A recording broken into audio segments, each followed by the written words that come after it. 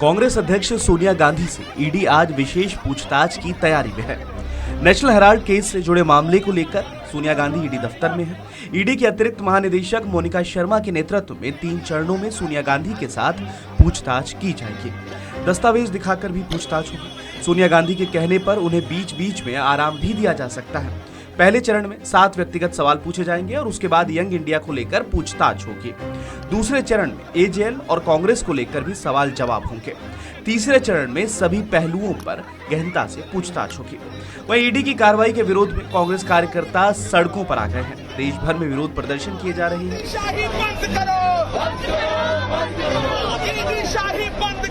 Delhi police भी alert पर आ गई है। पुलिस ने कांग्रेस के मुख्यालय के आसपास बैरिकेड्स लगा दिए हैं। ट्रैफिक पुलिस ने व्यवस्था को बनाए रखने के लिए विशेष इंतजाम किए हैं। कुछ जगहों पर ट्रैफिक डायवर्ट भी किया गया है। उत्तराखंड के पूर्व मुख्यमंत्री हरीश रावत ने ट्वीट कर लिखा है कि आज पूरे देश भर में कांग्रेस जन सड़कों पर उतरकर लोकतंत्र बचाओ के नारे के साथ लोकतंत्र और भारतीय गणतंत्र के संवैधानिक मूल्यों की रक्षा के लिए संघर्ष करेंगे, आवाज उठाएंगे। वहीं राजस्थान के मुख्यमंत्री अशोक गहलोत ने कहा है कि ईडी ने सोनिया जी को बुलाया है, जिनके बारे में पूरा देश जानता है कि वो ऐसी नेता हैं जिन्होंने पूरे देश का दिल जीता है। जिस रूप में यूपीए का गठन किया, फील गुड इंडिया शाइनिंग के नारों को हराया जो कि आर्टिफिशियल थे, मनमोहन सिंह जी को पीएम बनाया, प्रधानमंत्री पद कोई छोड़ सकता है क्या? जैसा आप सबको मालूम है कि आज ईडी ने पिछली बार राहुल गांधी जी को बुलाया था और 5 दिन तक 50 घंटे से अधिक समय तक उनको पूछताछ करी। पूरा देश देख रहा था। और आज सोनिया गांधी जी को बुलाया है, जिसके बारे में पूरा मुल्क जानता है कि वो एक ऐसी नेता है जिसने पूरे देश का दिल जीता है। जिस रूप में उन्होंने यूपीए का गठन किया, फील गुड और इंडिया शाइनिंग के नारों को हराया जो कि आर्टिफिशियल थे, जिसने डॉक्टर मनमोहन सिंह जी को प्रधानमंत्री बनाया। प्रधानमंत्री पद कोई छोड़ सकता है क्या? उधर लोकसभा और राज्यसभा में भी इस मुद्दे पर जमकर हंगामा हुआ। सांसदों ने राज्यसभा में प्लेकार्ड दिखाए। इसके बाद राज्यसभा 12 बजे तक के लिए स्थगित कर दी गई थी। आपको बताते चलें कि इससे पहले जून के मध्य में ईडी ने राहुल गांधी से करीब 5 दिनों में करीब 50 घंटे की पूछताछ की थी। तब कांग्रेस नेताओं और कार्यकर्ताओं ने रोजाना प्रदर्शन किया था।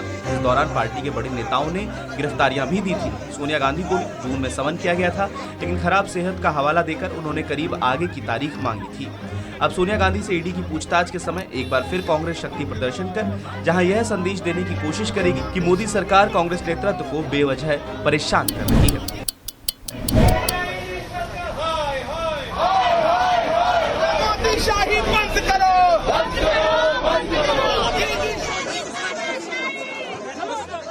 नेशनल हेराल्ड मामले में कांग्रेस अध्यक्ष सोनिया गांधी से ईडी की पूछताछ पर सियासी संग्राम मच गया है।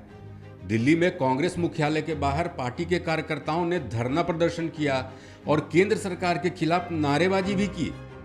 ईडी के खिलाफ कांग्रेसी नेता मार्च निकालने की तैयारी कर रहे थे, लेकिन दिल्ली पुलिस ने राजस्थान के सीएम अशोक गहलोत, सचिन पायलट समेत कई कांग्रेसी नेताओं को हिरासत में ले लिया। दिल्ली पुलिस ने बैरिकेडिंग करके कांग्रेसी कार्यकर्ताओं को रोकने की कोशिश की।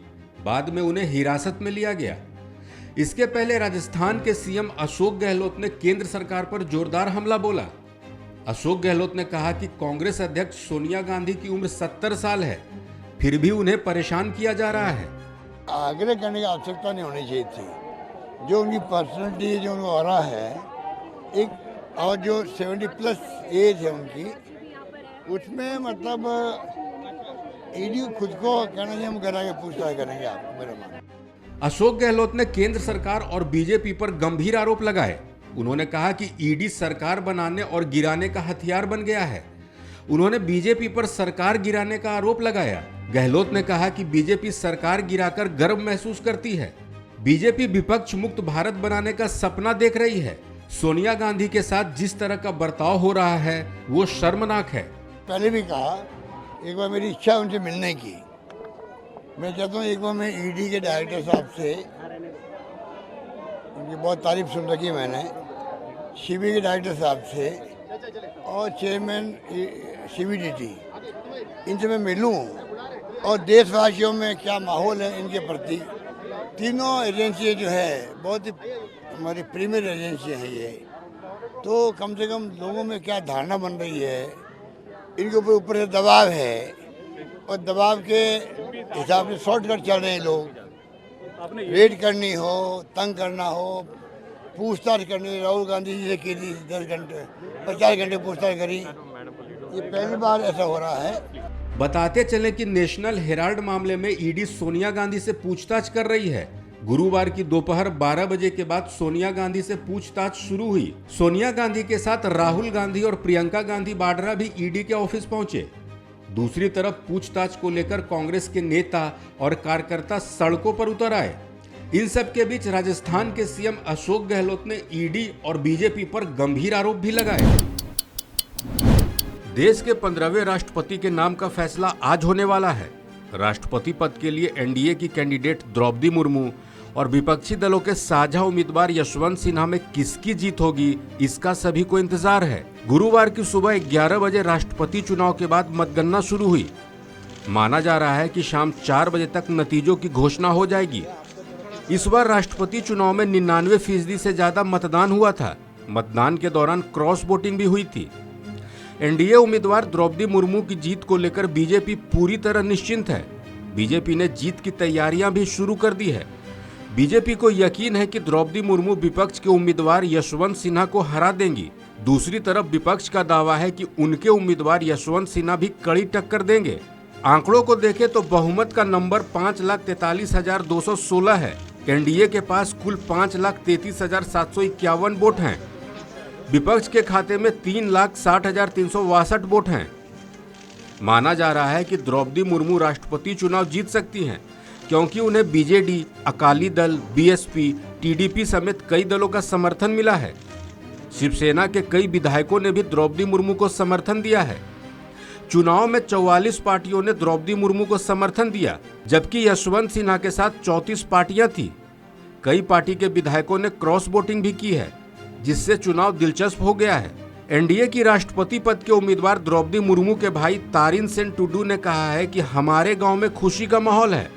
हमें उम्मीद है कि द्रौपदी मुर्मू भारत की अगली राष्ट्रपति बनेंगी। यह आदिवासी समुदाय, ओडिशा और देश के लिए गर्व की बात है। हाँ, संघर्ष मतलब शुरुआत से अभी तक संघर्ष में ही है और संघर्ष करते रहता है हमेशा। इसका जीवन में मतलब हमेशा संघर्ष के बारे में मतलब आगे होते रहता है। इससे पहली बार ऐसा हो रहा है कि एक महिला ट्राइबल कम्युनिटी से जाकर इतने बड़े पोस्ट पर, पहले वो गवर्नर रहे और अभी प्रेसिडेंट बनेंगे। कितना वो गर्व की बात जो है वो ट्राइबल कम्युनिटी के लिए, भारत के लिए तो है, उड़ीसा के लिए है, तो भारत के लिए भी है और उड़ीसा के लिए भी है, लेकिन ट्राइबल कम्युनिटी के लिए भी बहुत सारा खुशियल का बात है कि पहले बार ये राष्ट्रपति बनने जा रहा है, इसीलिए बहुत खुश लग रहा है। राष्ट्रपति चुनाव के लिए 18 जुलाई को वोटिंग हुई थी। नतीजों की घोषणा के बाद 25 जुलाई को नवनिर्वाचित राष्ट्रपति का शपथ ग्रहण होगा। नमस्कार, मैं हूं राम विश्वकर्मा। आप देख रहे हैं वन इंडिया हिंदी। उत्तर प्रदेश में राज्य मंत्री दिनेश खटीक ने अपने इस्तीफे से सियासी हलचल तेज कर दी थी। उनके इस्तीफे को लेकर कई तरह की चर्चाएं उठ खड़ी हुई थीं। हालांकि उन्होंने बाद में यह भी साफ कर दिया कि उनके इस्तीफे की वजह क्या है। जो कारण उन्होंने बताए वो थोड़े हैरान करने वाले थे। इस पर बात बढ़ी तो देर रात पार्टी के राष्ट्रीय अध्यक्ष जेपी नड्डा ने उन्हें तलब कर लिया। बताया जा रहा है कि इस दौरान तसल्ली बख्श तरीके से उनकी बातें सुनी गई, लेकिन जेपी नड्डा ने उन्हें बहुत कड़ी नसीहत भी दे डाली। उन्होंने क्या नसीहत दी और उसका राज्य मंत्री दिनेश खटीक पर क्या असर पड़ा, देखिए इस रिपोर्ट में। उत्तर प्रदेश के एंग्री मिनिस्टर दिनेश खटीक, जिन्होंने बुधवार को अचानक अपना इस्तीफा सीएम योगी, राज्यपाल और बीजेपी के राष्ट्रीय अध्यक्ष जेपी नड्डा को भेज हलचल मचा दी थी। इसके बाद उन्हें पार्टी के राष्ट्रीय अध्यक्ष जेपी नड्डा ने तलब किया और मिलने के लिए बुलाया। उनके अचानक दिए इस्तीफे पर ये सवाल उठने लगे थे कि अभी हाल ही में यूपी की नई सरकार में मंत्री पद की शपथ लेने वाले दिनेश खटीक के साथ आखिर ऐसा क्या हुआ जो वे इतने नाराज हो उठे कि नौबत इस्तीफे तक की आ गई। इस पर सस्पेंस हालांकि बहुत देर तक नहीं रहा और उन्होंने अपनी नाराजगी का सबब भी बता दिया। राज्य मंत्री दिनेश खटीक अधिकारियों से नाराज थे। साथ ही दलितों को उचित सम्मान न दिए जाने से भी आहत थे। उन्होंने आरोप लगाया कि अधिकारी कोई तवज्जो नहीं देते। उन्होंने कहा कि दलित होने की वजह से विभाग में ना तो उनकी कोई सुनवाई होती है और ना ही किसी विभागीय बैठक की जानकारी उन्हें दी जाती है।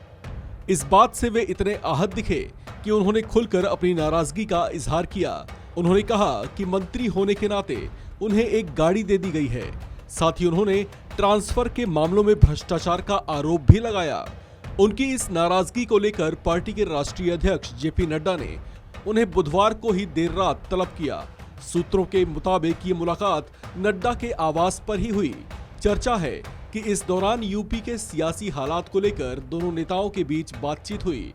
जेपी नड्डा से मुलाकात के दौरान दिनेश खटीक के साथ यूपी पश्चिम के सह संगठन मंत्री कर्मवीर भी मौजूद थे।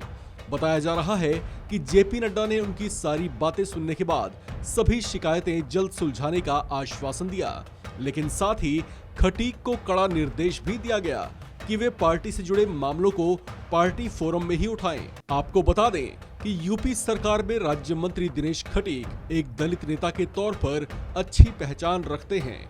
वे मेरठ की हस्तिनापुर सीट से लगातार दूसरी बार विधायक चुने गए थे।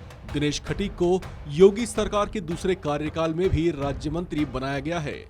उन्हें जल शक्ति विभाग की जिम्मेदारी सौंपी गई है। बुधवार को अचानक उनके इस्तीफे की खबरें आईं, जो देखते ही देखते सोशल मीडिया पर भी वायरल हो गईं। बताया जा रहा है कि उन्होंने अपना इस्तीफा केंद्रीय गृह मंत्री अमित शाह को भी भेजा था। आपको बता दें कि पिछले दिनों मेरठ के गंगानगर में एक टेंट व्यापारी के साथ पुलिस कर्मियों ने मारपीट की थी, जिसे लेकर राज्य मंत्री दिनेश खटीक थाने पहुंचे थे। चर्चा है कि वहां पर एक पुलिस अधिकारी के साथ भी उनका कुछ विवाद हुआ था। इसी के बाद उनकी ओर से इस्तीफे की खबरें सामने आईं। बताया जा रहा है कि वे इसी बात से आहत थे, जबकि विभाग के भीतर भी वे कुछ चीजों को लेकर परेशान चल रहे थे। देश में कोरोना केस थमने का नाम नहीं ले रहे हैं। हर दिन कोरोना के केस में उतार चढ़ाव देखने को मिल रहा है। पिछले कुछ दिनों में कोरोना के मामलों में गिरावट देखी गई थी, जिससे लग रहा था कि अब कोरोना दम तोड़ रहा है। लेकिन एक बार फिर कोरोना के मामले बढ़ने लगे हैं। ये हम आपको इसलिए नहीं बता रहे कि हम आपको डरा रहे हैं, बल्कि हम आपको इसलिए बता रहे हैं क्योंकि कोरोना अभी खत्म नहीं हुआ है। स्वास्थ्य विभाग की जारी रिपोर्ट के मुताबिक पिछले 24 घंटे में कोरोना के नए केसों में उछाल आया है। बीते 24 घंटे में कोरोना के 21,566 नए केस सामने आए हैं। नए मामले सामने आने के साथ ही सक्रिय केस भी बढ़कर 1.5 लाख के करीब पहुंच गए हैं। फिलहाल देश में एक्टिव मरीजों की संख्या बढ़कर 1,48,000 हो चुकी है। आंकड़ों को देखें तो पिछले 24 घंटे में 3,227 कोरोना के एक्टिव केस बढ़े हैं।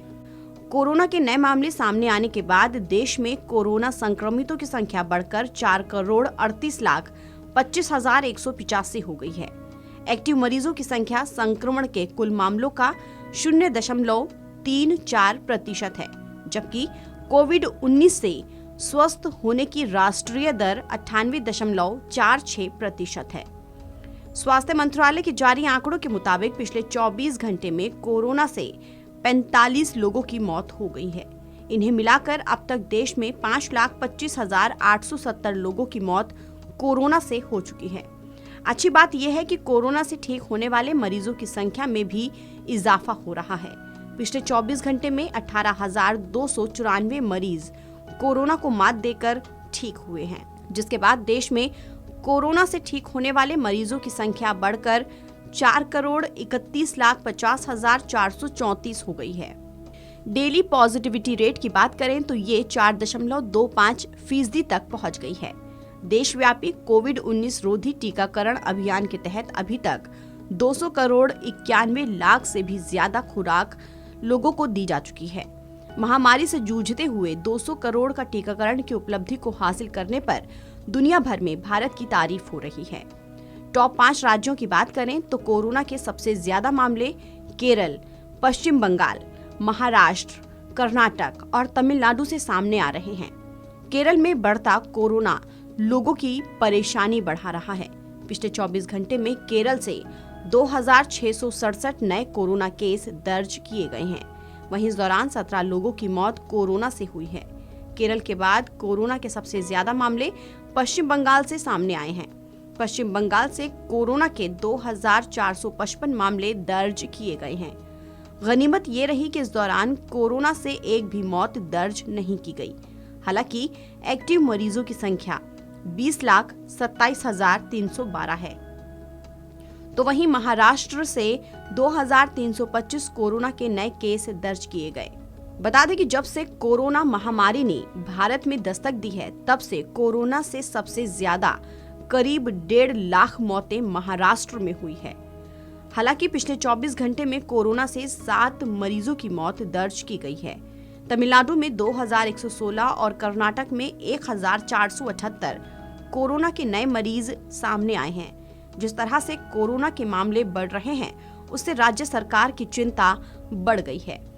फिलहाल इस खबर में इतना ही। देश और दुनिया की तमाम खबरों के लिए आप बने रहिए वन इंडिया हिंदी के साथ।